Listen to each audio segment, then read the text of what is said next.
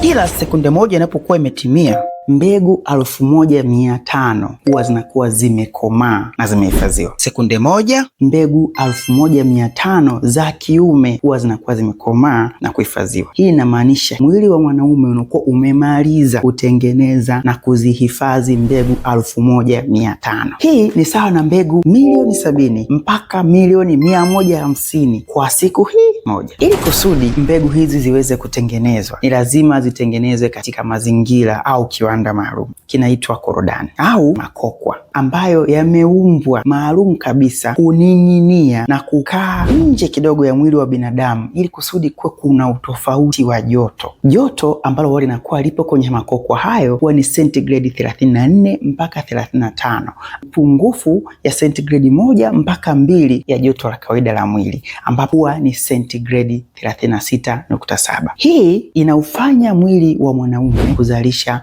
mamilioni ya mbegu za kiume kila siku. Safari hiyo huanza siku 64 mpaka 72, au ndani ya miezi 2.5 mbegu hizo zinakuwa zimeanza kutengenezwa na zinafikia kukomaa. Kwa kufanya hivyo, tunatengeneza mamilioni ya mbegu ambazo zipo tayari kwa ajili ya kwenda kugombania goli hilo moja kila mwezi. Sasa uvaaji wa boxer au chupi za kiume za kubana zinapelekea ile kokwa lisining'inie, bali lijishikanishe na mwili, hivyo kubadilisha joto la kule kiwandani ambako tunatengeneza hizo mbegu. Kama kitendo hicho kikiendelea muda mrefu, itapelekea mbegu zinazokuwa zinazalishwa kupungua. Pili, zinaweza zisiwe katika umbo ambalo linatakiwa, mfano zikiwa na mikia mifupi au hazina uwezo wa kukimbia na kufukuzia dili. Lakini pia zinaweza zikazalishwa lakini zisiwe zina ubora maalumu ambao tunauhitaji kuendeleza vizazi. Na hii sio tu boxer peke yake, vitu vingine ambavyo vinaongeza joto huweza kuleta madhara yale yale. Kwa hivyo hata uvaaji wa nguo nyingine za kubana, kutumia laptop ukiwa umeweka kwenye mapaja kwa muda mrefu. Rafiki zangu madereva ambao wanasafiri safari ndefu kwa muda mrefu, fanya kazi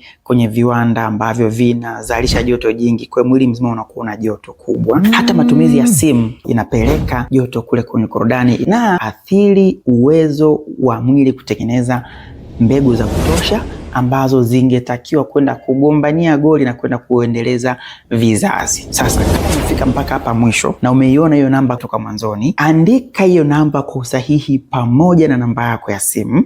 Watu wawili wa kwanza kuweza kuandika kwa usahihi wataweza kujishindia pesa taslim. Sasa je, kama tunatengeneza mbegu zote hizo kwenye bao moja zinaweza katoka kuanzia milioni 20 na kuendelea, inawezekanaje mbegu zaidi ya milioni 20 kwenye bao moja zikagombanie yai moja tu?